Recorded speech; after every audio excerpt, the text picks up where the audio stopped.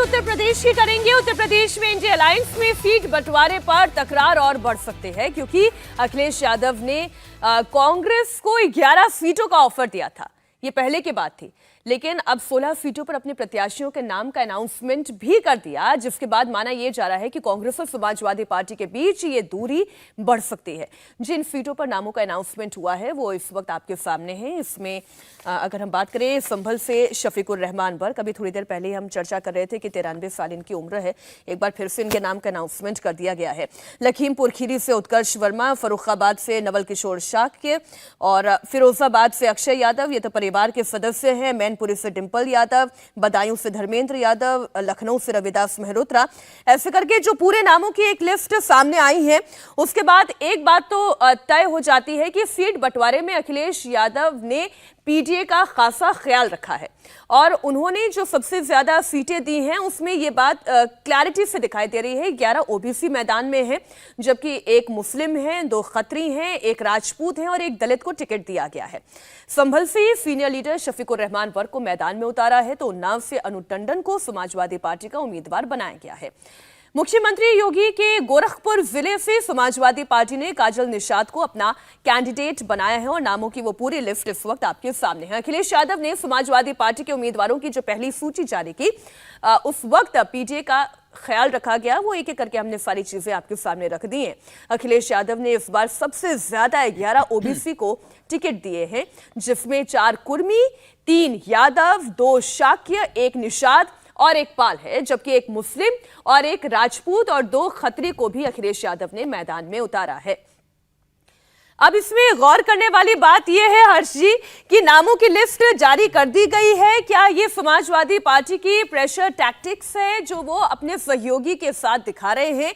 वो ये कह रहे हैं कि हम आपको 11 सीट देना चाह रहे थे। मल्लिकार्जुन खड़गे ने कहा कि नहीं, हम तो 20 सीट चाहते हैं। इसके बावजूद 16 सीटों पर नामों का अनाउंसमेंट कर देना, उनमें से भी 3 सीटें ऐसी जिस पर कांग्रेस पार्टी सो कॉल्ड कहती है कि हमारा दबदबा है। नहीं, देखिए, मुझे लगता है कि इसको हम प्रेशर पॉलिटिक्स जैसा ना कहें तो ठीक रहेगा, क्योंकि अखिलेश यादव क्या वो शांत बैठ जाएं, क्या वो घर बैठ जाएं? क्योंकि अगर जनवरी महीना ये बीत रहा है, खत्म हो गया जनवरी, और अभी भी आप लोग प्रत्याशी तय नहीं कर पाएंगे तो कब तय करेंगे? भारतीय जनता पार्टी ने मध्य प्रदेश, छत्तीसगढ़ और राजस्थान के चुनाव में दिखाया था कि कैसे उसने अपनी सबसे कमजोर सीटों के प्रत्याशी सबसे पहले घोषित कर दिए। जहां उनको लगता था कि अरे ये तो बिल्कुल ही हारने वाली सीट है, वहां उन्होंने अपना प्रत्याशी घोषित करके उसको मैदान में उतार दिया और जो कांग्रेस पार्टी थी वो देखती रह गई थी। यहां पर अखिलेश यादव ने कम से कम जिसको कहते हैं कि प्रोएक्टिव भूमिका निभाई और मैं इसकी प्रशंसा करूंगा। ये अच्छी बात है कि आप अपनी लड़ाई खुद लड़ने की तैयारी करें। कांग्रेस के भरोसे तो वैसे भी नहीं है, 3-4-5% की पार्टी है, उसका क्या लेना देना है कांग्रेस का? 1 लोकसभा सांसद, 2 विधायक, इसके अलावा कोई है नहीं उसके पास। और जो सबसे बड़ी बात है, चलो ठीक है, विधायक सांसद बनते हैं, हारते हैं, जीतते हैं, संगठन को मजबूत करने की कोई रणनीति नजर नहीं आ रही है, सिवाय इसके कि राम मंदिर प्राण प्रतिष्ठा में आपके बड़े नेता मना करते हैं और अजय राय और जो सारे वहां के नेता हैं वो गमछा लपेट के सरयू में स्नान करते हुए जय श्री राम बोल रहे होते हैं। तो आपको पता ही नहीं कि आपको क्या करना है। ऐसी पार्टी के साथ गठजोड़ की प्रतीक्षा करना बिल्कुल ठीक नहीं। मैं इसको प्रेशर पॉलिटिक्स नहीं मानता हूं, मैं इसको वाइज पॉलिटिक्स मानता हूं। और इसमें जितनी सीटें हैं, कांग्रेस भले कहे, इसमें से किसी पर अब कांग्रेस का दम बचा नहीं है। सलमान खुर्शीद 50,000 वोट पाकर दम दिखाएंगे, या अनु टंडन तो कांग्रेस से समाजवादी पार्टी में चली आई। तो कौन सी सीट है ऐसी जो दूसरी पार्टियों के नेता रहे, उनको भी अगर अखिलेश को लग रहा है तो दे रहे हैं। अपने परिवार को उन्होंने टिकट सबसे पहले दुरुस्त कर लिया। तो ओवरऑल कहें, जो राजनीति मुलायम सिंह यादव करते आते थे वही अखिलेश यादव कर रहे हैं। बस उसमें एक चीज है जिसको कहते हैं ना कि वो फाइन प्रिंट है, जिसको सबको देखना चाहिए। जो पल्लवी पटेल, जो अनुप्रिया की बहन है, कृष्णा पटेल और पल्लवी पटेल की जो पार्टी है, उसके लिहाज से भी थोड़ा कुर्मी मतदाताओं की तरफ अखिलेश यादव जोर देने की कोशिश कर रहे हैं। उनको ये लगता है कि शायद ये कुछ हो तो 2-4 सीटों पर समीकरण कुछ थोड़े लड़ाई वाले हो सकते हैं। ये जो कुर्मी पटेल वाला एंगल है राहुल जी, इस पर हम चर्चा करें उससे पहले, अगर अखिलेश यादव की विजडम पॉलिटिक्स है तो फिर कांग्रेस की कौन सी पॉलिटिक्स है? देखिए, कांग्रेस का कोई आधार, जैसे अभी हर्षवर्धन जी भी बता रहे थे, कोई आधार बचा नहीं है। 6% आप मान लीजिए विधानसभा, 3%, 2-2.5% लोकसभा, इस तरह की हालत है उत्तर प्रदेश में। ऐसे में अखिलेश यादव ने बड़े एम्फेटिकली इस 16 सीटें जब अनाउंस किए, बड़े एम्फेटिकली बता दिया है कि मैं आपको 11 सीटें ही देने वाला हूं अगर आपको चाहिए। इन सीटों में अगर आप ये देखेंगे 4 सीटें ऐसी हैं जिसमें फर्रुखाबाद, लखीमपुर खीरी, धौरहरा, लखनऊ, इस पे कांग्रेस ने अपना जो है वो दावा पेश किया था। इन सीटों का अनाउंसमेंट भी उन्होंने कर दिया। तो उन्होंने साफ कर दिया कि भाई आपको चाहिए तो ठीक है, नहीं तो मैं तो ऐसे ही लड़ने वाला हूं। और 11 सीटें जो कांग्रेस के लिए उन्होंने मतलब पेश की हैं, उस पर उन्होंने कैंडिडेट नहीं खड़े किए। तो उन्होंने एक जगह दरवाजा खुला भी रखा है कि आपको 11 सीटें चाहिए तो आप ले लीजिए, वरना मैं तो पूरा चुनाव लड़ने जा रहा हूं। और वो सही भी है, बिल्कुल सही है अगर वो कर रहे हैं, क्योंकि कांग्रेस की जिस तरह की हालत है, वो अनाउंस बंटवारा कर नहीं पा रहे हैं सीटों का, तो ऐसे में दूसरी पार्टी को तो अपना काम करना ही है। और वो जिस अयोध्या सीट को मांग रही है कांग्रेस पार्टी, देखिए अयोध्या में तो हम एक लंबा समय बिताकर आए। सुमीर जी, वहां तो स्थिति ये थी कि कांग्रेस पार्टी तो छोड़िए, समाजवादी पार्टी और बीएसपी का भी नाम लेने वाला कोई व्यक्ति मिल नहीं रहा था। लेकिन हाँ, ये जरूर है कि फैसलाबाद, जिसका नाम अब अयोध्या हो गया है, वहां जरूर कांग्रेस कुछ होप रखती है, कुछ एक्सपेक्टेशंस रखती हैं, पर वो सीट पर भी अनाउंसमेंट हो चुका है। नहीं, मुझे नहीं लगता। अयोध्या सीट से समाजवादी पार्टी ने टिकट देकर बहुत सही किया है। समाजवादी पार्टी ने वहां से दलित उम्मीदवार को टिकट दिया है और 9 बार के वो विधायक है। मुलायम सिंह यादव के साथ वो लंबे समय से रहे हैं और विधानसभा में अखिलेश यादव के साथ बैठते हैं वो, और लगातार वो मिल्कीपुर सीट है वहां पर विधानसभा, वहां से 8 बार के वो विधायक जीते हुए। तो वहां पर समाजवादी पार्टी का स्ट्रांग होल्ड है अयोध्या के अंदर, फैजाबाद के अंदर। वो दलित समुदाय से आते, यादव वोट बैंक वहां पर है और मुस्लिम वोट बैंक है। ये बड़ा वोट बैंक है जो समाजवादी पार्टी के हित में जा सकता है। और जिस व्यक्ति को टिकट दिया अयोध्या में, मुझे लगता है वो अच्छा निर्णय लिया है। वहाँ के काफी प्रतिष्ठित और पकड़ वाले नेता माने जाते हैं वहां पर। इसके अलावा मैं कहूँगा एक बदायूं के अंदर भी जरूर एक इंटरेस्टिंग बात हुई कि बदायूं से धर्मेंद्र यादव को टिकट दे दिया गया है। इसका मतलब यह है कि स्वामी प्रसाद मौर्य की बेटी बदायूं से सांसद है, संघप्रिया मौर्य। भारतीय जनता पार्टी से अभी वह सांसद है। ये बात चल रही थी कि शायद वो समाजवादी पार्टी में पिता के साथ लौट आएगी और उसे समाजवादी पार्टी टिकट देगी। इसका मतलब यह है कि भारतीय जनता समाजवादी पार्टी से उसे टिकट बदायूं सीट से नहीं मिल रहा है। अब यह देखना होगा कि जिस संघमित्रा मौर्य के पिता लगातार रामचरितमानस पर सनातन धर्म के ऊपर आक्रामक रहे, क्या भारतीय जनता पार्टी उसको वहां से टिकट देगी धर्मेंद्र यादव के खिलाफ बदायूं में? क्योंकि 2019 में धर्मेंद्र यादव बदायूं से हार गए थे संघप्रिया मौर्य। मुझे लगता है भारतीय जनता पार्टी वहां से टिकट देगी। इसके अलावा खीरी सीट एक है जहां से अभी समाजवादी पार्टी ने डिक्लेयर किया, जिससे कांग्रेस अपना सीट मांग रही थी। खीरी सीट समाजवादी पार्टी की इन्हें दिया गया है खीरी सीट पे, क्योंकि ये सीट बेसिकली समाजवादी पार्टी की सीट है। 2019 पर यहां से पूर्वी वर्मा चुनाव लड़ी थी सपा और बसपा गठबंधन में। पूर्वी वर्मा और उसके पिता समाजवादी पार्टी छोड़कर कांग्रेस में चले गए और सिर्फ इस आधार पर कांग्रेस टिकट मांग रही थी। यह गढ़ समाजवादी पार्टी का। अखिलेश ने बहुत स्पष्ट बोल दिया था कि खीरी सीट में किसी हालत में नहीं दूंगा, क्योंकि उनके पिता और पुत्री दोनों कांग्रेस में चले गए। इससे अखिलेश यादव आहत है, तो खीरी सीट वो किसी हालत में नहीं देने वाले। दूसरा आई गया है कि अनु टंडन को उन्होंने एक सीट दे दी है, धरोहरा से भी उन्होंने अपने उम्मीदवार डिक्लेयर कर दिए। तो मुझे लग रहा है सारी सीटें बेसिकली अखिलेश यादव ने बहुत सोच समझ के किया। लेकिन एक बात देखने वाली बात है कि अखिलेश यादव ने जो 16 सीटें डिक्लेयर किए, उसमें अगर 3 सीटें समाजवादी पार्टी के सांसद थे, उन्होंने 2 को तो टिकट दे दिया है। संभल से टिकट दे दिया है और उन्होंने दूसरा मैनपुरी से दे दिया है और बदायूं से दिया है। लेकिन तीसरा सांसद जो थे फिरोजाबाद से अक्षय यादव को दिया है। तीसरे जो सांसद टीएस हसन, उनके हसन है, उसका डिक्लेयर नहीं किया अभी उन्होंने। तो मुझे लग रहा है क्या वो अपने जो सांसद है अभी रनिंग टीएस हसन, उनको टिकट देने वाली है कि नहीं देने वाली है? मुझे लगता है कि इस पे शायद मुझे लगता है कि टिकट कर सकता है अगर डिक्लेयर नहीं किया है तो। हर्षी? नहीं, मुझे लगता है कि अभी पहली सूची है और पहली सूची कई बार सिर्फ प्रतीक के लिए भी होती है। इसमें देखिए वो ऐसे कोई सीट नहीं है, एक तरह से कहें तो जो कांग्रेस को संदेश देना है वो है, और उनका अपना जो मतदाता समूह है उसको उन्होंने मैसेज दिया है। जिस पीडीए अलायंस की बात करते हैं उसका उन्होंने ध्यान रखा है। तो सीट अभी तो मतलब शुरुआत ही है। लोकसभा में 16 सीटें हैं 80 सीटों वाले राज्य में, तो अभी तो बहुत सी सीटें बाकी हैं। नहीं तो पीडीए को भी अगर आप देखें तो मुझे तो इसमें परिवारवाद भी दिखाई दे रहा है। इसमें डिंपल यादव, अक्षय यादव, धर्मेंद्र यादव, परिवारवाद तो सबसे ऊपर है, उससे तो हटकर जा ही नहीं सकती। कई बार कहा जाता है ना कि आप कि कमजोरी दिखती रहती है, लेकिन वो कमजोरी इतने अंदर तक समाहित हो जाती है कि आप उससे उबर नहीं पाते।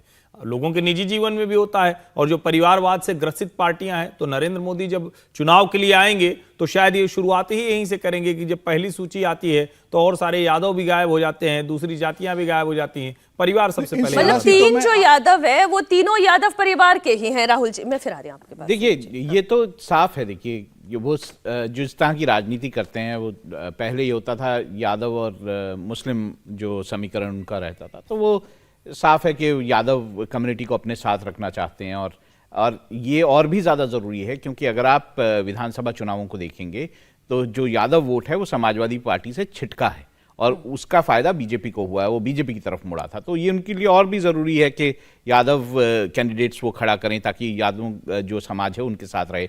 दूसरा जो ओबीसी वाला फैक्टर है, उन्होंने उसको भी साधने की, बाकी जो ओबीसी में हैं लोग, उनको भी साधने की कोशिश की है। उनके कैंडिडेट्स उन्होंने दिए हैं ताकि जो बीजेपी की तरफ पूरा ओबीसी वोट मुड़ता पूरे देश में नजर आ रहा है, वो कहीं ना कहीं उसको काउंटर कर सके। समाजवादी पार्टी की ओर से 16 उम्मीदवारों की घोषणा पर कांग्रेस प्रभारी अविनाश पांडे का रिएक्शन आया है। उन्होंने बड़ा बयान दिया है।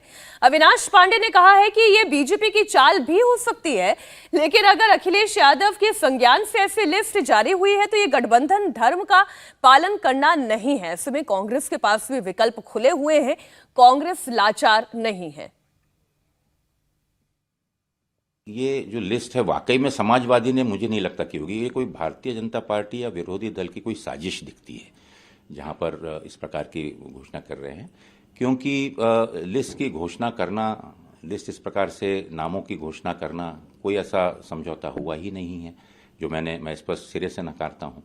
और उसमें से भी वो सीटें जिसके ऊपर में बहुत अच्छी बातें हो चुकी हैं, उन सीटों को भी इसमें शामिल करके उससे घोषित कर देना, तो ऐसा मुझे नहीं लगता कि समाजवादी पार्टी या आदरणीय अखिलेश जी इस प्रकार की कोई गलती करेंगे। उनके नॉलेज में ये चीज़ नहीं होगी शायद। इन सब विषयों के ऊपर में हमारे जो राष्ट्रीय समिति है, उनने इन सब चीज़ों का संज्ञान लिया हुआ है। गठबंधन हमारे तरफ से तो जैसे मैं स्पष्ट करना चाहूँ कि कांग्रेस हर कीमत पर इस गठबंधन को सफल बनाने के लिए पूरा सहकार्य सहयोग कर रहा है और आगे भी करेगा समाजवादी पार्टी की तरफ से इस तरीके का। लेकिन सामने से अगर कुछ हिडन एजेंडा अगर क्लियर दिखता है कि अगर कोई हिडन एजेंडा इस प्रकार से हो और उसको लेकर अगर समाजवादी पार्टी कार्य कर रही है, तो जो भी लोग कांग्रेस की ओर या इंडिया गठबंधन की ओर काफ़ी आशा और उम्मीद से देख रहे हैं, कांग्रेस उसमें एक जिम्मेदार राष्ट्रीय पार्टी की हैसियत से निश्चित रूप से इस चीज़ को नहीं होने देगी। क्योंकि देखिए, ऐसा है कि जरूरी नहीं है कि यहाँ पर अन्य पूरे ऑप्शन नहीं हैं, बहुत सारे ऑप्शंस हैं। कांग्रेस के साथ सहयोग करने के लिए तैयार हैं और सबको हम साथ में लेने के इच्छुक भी हैं। कांग्रेस सहयोग कर सकती है, विनम्र रह सकती है, लेकिन कांग्रेस लाचार नहीं है। एक तरफा तो कांग्रेस कभी भी एक्सेप्ट नहीं करेगी, एक तरफा इस प्रकार से नहीं होता है इसमें, लेकिन मार्ग निकाला जा सकता है, मार्ग निकलेगा। अगर कहीं पे कुछ गलतफहमियां, कन्फ्यूजन होगा या समाजवादी नेतृत्व के नॉलेज के बिना अगर इस प्रकार की कोई सीट की घोषणा हुई हो, क्योंकि एक तरफा घोषणा, कल कांग्रेस भी अपने 40 सीटों पे अपने कैंडिडेट की घोषणा करे और यहाँ गठबंधन का हम भी चर्चा शुरू रखते हैं। जितनी भी सीटें हैं, अगर एक अंडरस्टैंडिंग में हमको लगता है कि मैं 40-45 सीटों पे अगर मैं बहुत अच्छा चुनाव लड़ सकता हूँ, जो भी संख्या हो, तो सेम चीज अगर मैं भी फॉलो करूँ तो उसमें और मेरे में क्या फर्क है। अंग्रेजी में एक कहावत है समीर जी, इग्नोरेंस इज अ ब्लिस, लेकिन वो पॉलिटिक्स में अप्लाई नहीं होती है। अभी अविनाश पांडे इतने सीनियर लीडर हैं, यूपी के कांग्रेस प्रभारी हैं, वो ये कह रहे हैं कि समाजवादी पार्टी ने ऐसा किया नहीं होगा, जबकि ये ऑफिशियली अनाउंस हो चुका है। और फिर वो ये कह रहे हैं कि इसमें बीजेपी की कोई साजिश भी हो सकती है, और फिर वो कह रहे हैं कि कांग्रेस लाचार नहीं है। उनके पूरे स्टेटमेंट में कंफ्यूजन ही कंफ्यूजन दिखाई दे रहा था। यही कांग्रेस की समस्या है कि कांग्रेस का जो कंफ्यूजन है, उसी के कारण इंडिया गठबंधन की हालत हो चुकी है। आप देखिए, समाजवादी पार्टी ने 16 उम्मीदवार घोषित कर दिए, अखिलेश यादव ने सबको बधाई दे दी, सभी उम्मीदवारों ने अपने ट्विटर अकाउंट से अखिलेश को बधाई दे दी। उसके बाद कांग्रेस के उत्तर प्रदेश के प्रभारी कहते हैं कि अखिलेश यादव को यह मालूम नहीं होगा कि उम्मीदवार डिक्लेयर हो गए हैं। देखिए, उत्तर प्रदेश के अंदर कांग्रेस की कोई हैसियत नहीं है। कांग्रेस का तो मुझे लगता है अखिलेश यादव को लग रहा होगा कि हम तो डूबे हुए हैं, इनको भी ले डूबेंगे, कांग्रेस ये चाहती है। कांग्रेस के कारण अखिलेश यादव अपने आप को उत्तर प्रदेश में डुबाएंगे नहीं। कांग्रेस को पाने के लिए, खोने के लिए उत्तर प्रदेश में कुछ भी नहीं है। ले दे के 2 सीटें थी, अब 1 सीट बची है रायबरेली की, वो भी सीट बचा ले, कांग्रेस के लिए बहुत है। अखिलेश यादव का सब कुछ दाव उत्तर प्रदेश में लगा हुआ है और अखिलेश यादव किसी भी स्थिति में नहीं चाहेंगे कि इस बार उनका प्रदर्शन 2019 जैसा रहे जब उनको 5 सीटें मिली थी। वो इस पूरी कोशिश में करेंगे कि उनका प्रदर्शन बहुत बेहतर हो और इसीलिए अखिलेश यादव ने समय रहते अपने उम्मीदवार डिक्लेयर कर दिए। मुझे लग रहा है कांग्रेस अभी भी इस भ्रम से बाहर नहीं निकल पा रही है कि बहुत देर हो चुकी है और वो अपने सहयोगी से बातचीत नहीं कर पा रही है। मुझे लग रहा है अखिलेश यादव ने तय कर लिया है। मैं तो सहयोगी छोड़ दीजिए राहुल जी, ऐसा लग रहा है सहयोगी छोड़िए, इनकी पार्टी में अपने नेताओं से भी बात नहीं हो पा रही है। ऐसा लग रहा है क्लैरिटी खुद विद इन द पार्टी नहीं है, सहयोगियों की तो दूर की बात है। देखिए, अगर कोई भी पार्टी होती है, चाहे वो उसकी लड़ने की क्षमता हो या ना हो, वो ऐसा तो नहीं कहेगी ना कि हम जो है आधी सीटों पे चुनाव लड़ेंगे उत्तर प्रदेश में। वो कह रहे हैं 40 सीटों पे हम जो है कैंडिडेट खड़ा करेंगे, तो ऐसा तो कभी नहीं कहते ना। अगर बीजेपी भी कहती है कि हम तो 400 से ज़्यादा सीटें जीतेंगे, चाहे वो हो पाए या ना हो पाए, तो वो तो अपने आप ही अजीब लग रहा है कि वो जिस तरह का बयान है। बीजेपी की साजिश क्या हो सकती है हर्ष जी? इसमें वही अविनाश पांडे ये कह रहे हैं कि इसमें बीजेपी की कोई साजिश हो सकती है। नहीं, बीजेपी साजिश करके ममता को भड़का देती है, बीजेपी साजिश करके नीतीश कुमार को ले आती है, बीजेपी साजिश कर देती है तो अरविंद केजरीवाल पंजाब में समझौता तोड़ लेते हैं। तो साजिश तो इतनी ज़्यादा है, लेकिन सवाल ये है कि राजनीति में इस तरह की साजिशें रोकने के लिए आपके पास कोई टूल है क्या? अगर नहीं है तो फिर आपको राजनीति में क्यों होना चाहिए? और सचमुच उत्तर प्रदेश के प्रभारी को सुनकर मुझे लग रहा है कि क्या कांग्रेस पार्टी एक भी सीट, जो रायबरेली सीट है, वो भी इस बार बचा पाएगी? क्योंकि शायद उनको कुछ पता ही नहीं है, वो कुछ भी बोल देना। अच्छा, इसके पीछे एक ये भी लगता है ना, जब केंद्रीय नेतृत्व तो कंफ्यूजन में होता है, जब राहुल गांधी कंफ्यूजन में है, जब सोनिया जी कंफ्यूजन में है, जब प्रियंका जी कंफ्यूजन में है, जब मल्लिकार्जुन खड़गे कंफ्यूजन में है। आप जरा सोचिए, इस वक्त तो मल्लिकार्जुन खड़गे और राहुल गांधी के जिम्मे और कोई काम ही नहीं होना चाहिए था। जिस समय देश के सबसे महत्वपूर्ण चुनाव में जा रहे हैं, कांग्रेस के अस्तित्व के लिहाज से सबसे महत्वपूर्ण चुनाव में जा रहे हैं, उस समय प्रियंका गांधी घर बैठ गई। उत्तर प्रदेश का प्रभार उनके पास था, अविनाश पांडे को पकड़ा दिया और उनका हाल हम लोग देख ही रहे हैं कि वो क्या बोल रहे हैं। तो मुझे लगता है कि देश की जनता और विशेष करके उत्तर प्रदेश की जनता, उसको दिख रहा होगा कि ये देश की सबसे पुरानी पार्टी शायद अब उत्तर प्रदेश को लेकर कोई किसी तरह की रुचि नहीं रखती है। उनके परिवार के लोग अमेठी के साथ साथ वायनाड चले गए, अब लौटकर आएंगे या नहीं ये पता नहीं है। प्रियंका जी को प्रभारी महासचिव बनाया गया था, कहा गया था, राहुल गांधी ने गाड़ी के बोनट पर खड़े होकर कहा था कि मैं छोड़ के जा रहा हूं विधानसभा चुनाव के समय, उसके बाद वो लौटे नहीं। उत्तर प्रदेश के लोगों को लग रहा होगा, जिस परिवार को हमने इतना कुछ दिया, आंख मूंद कर उनको चुनाव जिताते रहे, जो हमको लगता था कि हमारे अपने हैं, वो तो छोड़कर चले गए। तो शायद यही गति कांग्रेस की होनी है। नहीं, इस पूरे स्टेटमेंट के बाद तो राहुल जी एक दफा ऐसा भी लगा कि क्या अखिलेश यादव की मल्लिकार्जुन खड़गे से या अखिलेश यादव की राहुल गांधी से बात होती भी है या कभी हुई भी, या ये किस तरीके का स्टेटमेंट था? अविनाश पांडे इतने इग्नोरेंट कैसे हो सकते हैं? देखिए, ये इस तरह का स्टेटमेंट था कि जैसे कांग्रेस के ही एक नेता ने कहा कि हम जो है 2029 की तैयारी कर रहे हैं। तो मुझे लगता है कि उसी तरह, उसी भाव में स्टेटमेंट है कि इस बार तो कुछ होना नहीं है, इस बार तो कुछ हो भी नहीं सकता है। तो उस भाव में कांग्रेस चली गई। और देखिए, ये बड़ी विचित्र स्थिति है कि इतनी बड़ी पार्टी जिसका जनाधार जो है पूरे देश में हो, वो अपनी जो अपना हाउस है उसको ऑर्डर में नहीं रख पा रही है। वो इस तरह से स्ट्रेटेजाइज नहीं कर पा रही है कि कहाँ कहाँ उसके कौन कौन से एलाइज होने चाहिए और कैसे होना चाहिए। अगर ये एक लड़ाई सही ढंग से उन्होंने सोची होती तो ज़रूर होता कि कांग्रेस जो है वो थोड़ा सा पीछे हटती, वो अपने अलाइज के साथ जॉइंट कैंडिडेट्स खड़ा करती और इस चुनाव को बड़े तरीके से और बड़े ज़ोर शोर से लड़ती। लेकिन अगर राहुल गांधी अलग से यात्रा पे निकल जाएंगे और वो ये ध्यान नहीं देंगे कि किस तरह से अलाइज के साथ सीटों की शेयरिंग होनी चाहिए, वो लोगों पर, अपने जूनियर नेताओं पे छोड़ देंगे कि भाई आप अगर कर सकते हैं तो कर लें, तो ये भाव अगर है तो फिर तो बहुत साफ संकेत है कि इस बार बीजेपी जो है वो जो सोच रही है कि वो 400 से ज़्यादा सीटें लेके आएगी, उसकी ओर बढ़ती नजर आ रही है।